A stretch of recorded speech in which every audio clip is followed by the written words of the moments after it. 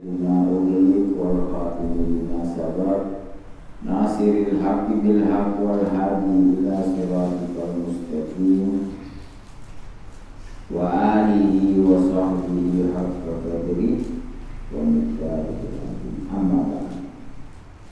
Hadirin jamaah Darussalam yang dimuliakan Allah, kita di penghujung biografi Malik bin Dinar.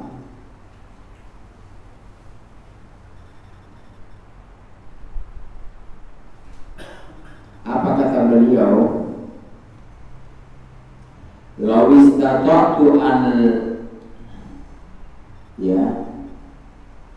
anam lam anam.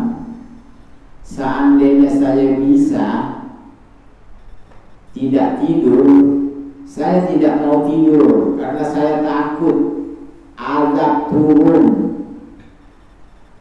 kepada saya. Coba bayangin. Jadi dia dari rasa takutnya kepada Allah, seandainya saya bisa nih nggak tidur, saya nggak mau tidur. Kenapa? Iya, namanya juga orang tidur kan lalai. Tiba-tiba azab turun, itu yang saya takuti. Tapi dia nggak bisa, namanya juga orang. Pasti ada saatnya kita tidur, ya. Wa ananaim, saya takut azab turun wa saya lagi tidur.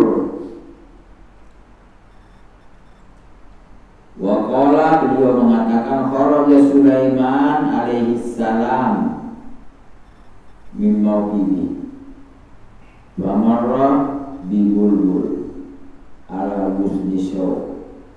Ini ada kisah Nabi Sulaiman. Nabi Sulaiman ini nabi, tapi dia dikasih Allah kekuasaan. Jadi dia menguasai dunia. Dunia semua dikuasai. Dia bisa mengunjungi dunia dengan diantar oleh angin. Ya. Jadi dia kemana-mana pakai angin aja. Jadi dia duduk di kursi, duduk di permadani, dibawa oleh angin ke daerah yang dia mau. Ya, mungkin kita dulu pernah lihat atau dengar cerita Alibaba, ya, yang naik di permadani jalan. Itu kan dongeng. Kalau ini Nabi Sulaiman ada di Quran, ya. Jadi Allah beri beliau kendaraan, ya, lebih cepat dari semua. Kalau pesawat kan masih nunggu pendaratan, jangan sampai salah mendarat. Nah, ini Nabi Sulaiman pernah berjalan dibawa oleh angin di mawqif itu ini boleh tempat duduknya dia, tempat tidurnya dia dan sebagainya. Iya. Bamarra bibulbul ala husnu syaw yusofir. Beliau lewat dengan burung bulbul di ranting pohon. Yusofir, dia bunyi. Ya, berarti burung itu kalau bunyi tak tahu apanya. Mungkin mulutnya kali, ya. Jadi Nabi Sulaiman lewat dengan kendaraannya, lewat ketemu burung bulbul. Ya, mungkin kalau kita burung gereja, burung kecil. Dia bunyi sama goyang-goyangin ekornya, ya, dia berarti gembira ini burung, Bang. Dia berbunyi dan sambil menggoyang-goyangkan ekornya. Baqala, Nabi Sulaiman berkata kepada orang yang ada di dekatnya, Atadruna ma yaqulu, kamu tahu nggak apa yang dikatakan itu burung? Jadi burung itu kalau bunyi berbicara, cuma kita nggak paham apa yang dibicarakan. Nah ini Nabi Sulaiman tanya kepada temannya, karena dia lewat sama burung bulbul lagi bunyi. Sopir itu ini bunyi. Kalau kita kan cuma dengar bunyi. Ternyata burung ini berbicara. Kata Nabi Sulaiman, kamu paham gak apa yang dikatakan itu burung? Kata orang yang ada di dekatnya, Allahu wa rasuluhu a'lam. Allah dan Rasulnya yang lebih tahu. Qala innahu yaqul qad asabtul yawm nisba samar fa'ala dunya apa. Apa kata burung tadi waktu bunyi? Saya sudah dapat separuh buah. Samar itu buah. Mau buah anggur, mau buah lengkeng kali. Dia dapat separuh. Sudah dapat buah separuh dimakan. Bagiku dunia sudah tidak perlu lagi yang lain. Bayangin. Ya. Jadi kira-kira gimana artinya nih? Kata burung hanya dapat separuh buah. Mau buah jambu gitu, mau buah lengkeng, mau buah anggur, mau buah apa lagi yang kecil-kecil, mau buah iya, dia dapat separuhnya itu. Lalu dia mengucap, ternyata kita lihat dia bunyi sambil goyang-goyang ekornya. Maknanya sudah, bagiku dunia sudah tidak perlu lagi yang lainnya, sudah nggak ada perlunya, sudah kenyang. Burung makan buah anggur separuh, kenyang udah burung. Apalagi burung gereja, burung kecil. Nah ini artinya gambaran kepada kita tentang dunia ini. Ya, jadi kita kalau udah sudah makan kenyang, artinya rasa kepingin minum juga udah enggak, kan sudah minum. Itu sudah segitu sudah. Artinya dunia segitu ukurannya. Yang lainnya hanya perhiasan saja. Ya, kita lihat orang kadang punya harta banyak, tidak ada yang dia makan, nggak ada. Yang dia nggak ada. Jadi itu yang dimakan itu aja rezeki kita. Wara'a Malik bin Dinar rajulan yusiru bi sholati. Ini pembahasan lain lagi. Malik bin Dinar melihat ada orang sholatnya berantakan, jelek sholatnya. Ya artinya jelek sholatnya, sujudnya juga cuma mangkok doang, angkat lagi, ruku juga begitu, bacaannya gak beres. Itu namanya yusiu, sholatnya tidak bagus. Dia lihat ada orang sholatnya tidak baik. Maqala ma arhamani dia.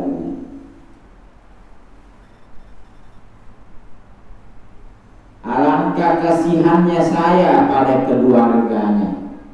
Loh, apa hubungannya? Dia lihat ada orang sholatnya tidak benar. Kata beliau, ya Allah, saya kasihan banget sama keluarganya. Kan kita lihat apa maksudnya.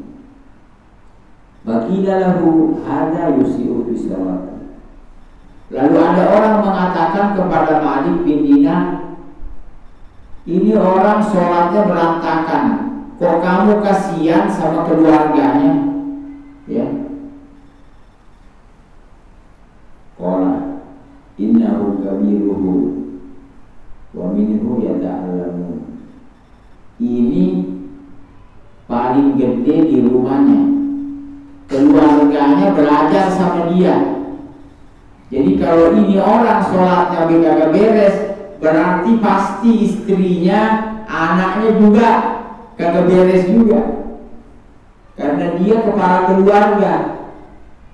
Jadi kan makanya orang kan heran, dia lihat ada orang sholatnya nggak benar, kata dia kesian keluarganya. Orang nanya, apa hubungannya orang sholatnya jelek, kamu kasihan sama keluarganya? Nah, dijawab, kan dia kan kepala keluarga.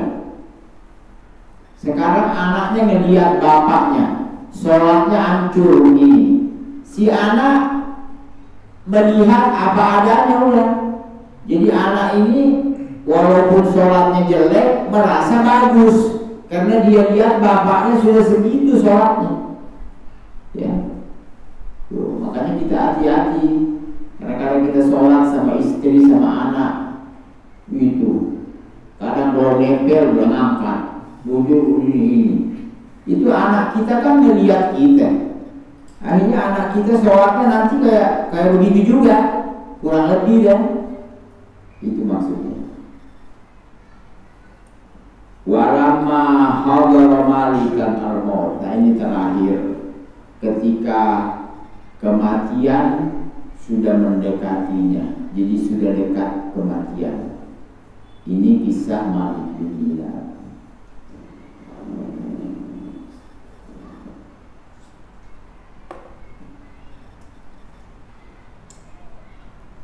Qala laula anni akrahu an asna'u syai'an lam yasna'uhu ahad qabli wala wasaitu ahli ila ana mitu an qayyiduni. Seandainya saya ini ya tidak, akrah itu artinya tidak suka melakukan sesuatu yang orang dulu tidak lakukan. Cuma saya nggak enak sama orang-orang dulu sebelum saya. Kan dia lihat orang meninggal. Ya, seandainya saya tidak suka melakukan sesuatu yang tidak dilakukan seorang sebelumku, la'amdaitu ahli ila anaditu, la'ausaitu, saya mau wasiat sama keluargaku, kalau nanti saya meninggal ya, tolong saya diikat ya. Ini seandainya orang dulu kan mati nggak ada yang begini, ya kan? Nggak ada yang begini. Ya makanya saya nggak lakukan, karena orang dulu tidak melakukan. Seandainya saya tidak suka melakukan yang tidak dilakukan orang dulu, makanya saya nih mau meninggal, saya mau suruh keluargaku untuk mengikat saya. Wa ayyadma'u yadayhi ila umuki, tanganku ini dibawa ke leher, kayak orang diikat ya, diikat, jadi diikat ke lehernya. Wa yantaliku bi ala tilkal hal, dan dia membiarkan saya terikat dalam keadaan tadi sampai saya dikubur ya, sampai saya dikubur. Kama yasnaul abdil abdi, seperti dilakukan pada hamba yang lari dari tuannya.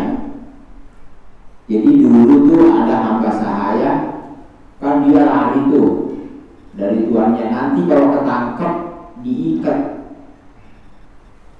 Jadi dia umpamakan dirinya, saya ini akan menghadap Tuhanku nanti, kayak hamba yang lari ketangkep diikat ya. Wa idza sa'alani rabbi, kalau seandainya nanti saya ditanya oleh Tuhanku ya di setelah kematianku, ay rabbi, qultu, saya jawab, ay rabbi lam ardo laka nafsi qurrata ain, Jadi saya tidak pernah meridhoi hawa nafsuku kepadamu. Jadi maknanya saya hidup di dunia ini, apapun yang saya lakukan itu karena dorongan hawa nafsuku. Tidak pernah saya setujui. Ya, seandainya saya kedapatan berdosa, itu bukan kemauanku, itu karena dorongan hawa nafsu. Ini kisah Malik. Sekarang kita masuk Ayyub Ibnu Abi Tamimah As-Sijistan. Ini ada lagi seorang soleh, ya. Wa min kalami, daripada perkataannya beliau yang bermanfaat buat kita.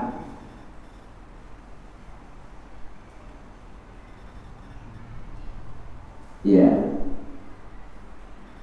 idza lam yakun ma turid, ya, fardi ma yakun.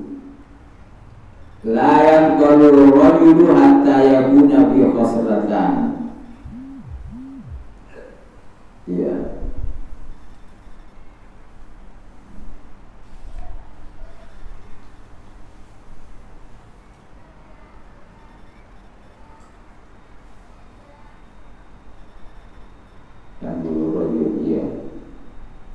Jadi beliau mengatakan, ya, tidak ada manfaat bagi seorang sebelum dia memiliki dua perangai. Pertama, al-ibba amma bi aidinas. Ini nih. Kita ibba. Ibba itu tidak kepingin apa yang orang punya. Ya. Jangan kita imah apa yang orang punya mau aja. Ya. Kita lihat saja. Orang punya ini mau juga punya itu. Ya. Jadi berarti kalau bisa kita jangan kepingin apa yang dipunyai orang. Repot kan? Repot ya. Kalau kita sudah bisa begini, ini istimewa udah. Karena penyebab hasud ya. Kenapa orang kok ada hasud ke orang? Iya, itu biasanya karena dia mau yang apa orang itu punya. Nah ini, kita ngilangin ini belum tentu selesai sampai kita meninggal. Dari sekarang nih, kita berusaha supaya nggak kepingin apa yang orang punya. Tiap hari kita usaha, belum tentu beres sampai meninggal. Ya. Kadang orang mati aja masih kepingin. Masya Allah, ntar anak mau dikubur seperti dia tuh. Dia dikubur di mana? Di Chicago. Ya, bayangin dikuburnya 1,5 M. Kepingin kayak dia juga, ya ini orang kagak beres. Jadi kepingin apa yang orang punya, mati aja masih mau gitu. Ya, paling tidak udah nggak usah lah. Kalau hidup wajar deh. Ya, kalau orang hidup, orang punya motor mau juga punya kayak dia, punya mobil mau juga, itu sebenarnya nggak baik. Ya, wala tatamannau ma faddalallahu ba'dukum ala. Jangan kamu menginginkan. Jadi ini perangai bagus kalau kita bisa. Makanya ada juga tuh dalam istilah tasawuf ini jatuhnya. Kita jangan banyak lihat punya orang. Ya. Bisa nggak kira-kira? Jadi orang pakai baju bagus, udah nggak usah lihat. Ntar kalau lu lihat, kepingin juga. Wah, kepingin nanti panjang urusannya. Ya. Makanya nggak usah jauh-jauh, nggak usah kita, istri kita aja. Kadang-kadang dia tenang di rumah. Begitu keluar, nombok, tahu nombok, pergi ke tetangga. Tetangga baru beli kursi baru, pulang dia mukanya cemberut. Ya. Apaan nih? Hidup mau bapak udah 10 tahun kita gak punya kursi tuh di sebelah tuh. Ibu Sri itu baru juga 2 tahun kawin udah punya kursi baru. Nah tuh, karena dia lihat kemarin tenang gak ada apa-apa karena gak ngeliat. Nah begitu ngeliat ada lain dia urusannya. Ya, kadang gak nerima sudah kayak kemarin, ngambek apa-apa dan sebagainya. Ya, jadi ini khoslah kalau kita bisa, ya mudah-mudahan nanti ini ada istilah taufik. Allah bikin mudah kepada yang dikehendaki. Al-ifah amma bi aidinas. Ifah itu artinya enggak menginginkan apa yang ada pada orang. Kan timbulnya apa coba? Sampai maaf ya, yang sampai namanya ada mencuri. Kenapa kok ada orang mencuri? Iya, karena dia mau apa yang orang punya. Coba dia nggak kepingin apa yang orang punya, kan nggak mungkin mencuri, nggak mungkin mau mengambil apa. Atau kayak tadi hasud, kan nggak mungkin semua itu ada kalau kita tidak menginginkan apa yang orang punya.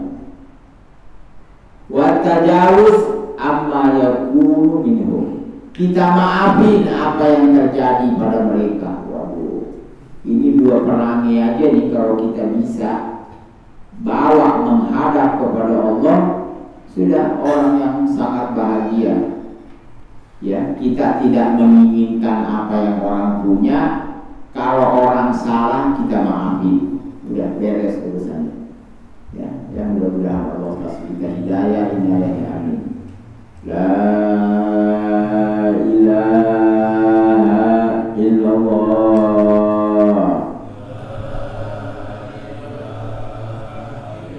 La ilaha illallah. Muhammadur Rasulullah. Da'wahum biha subhanakallahumma wa tahiyyatuhum biha salam wa akhiru da'wahum alhamdulillahi rabbil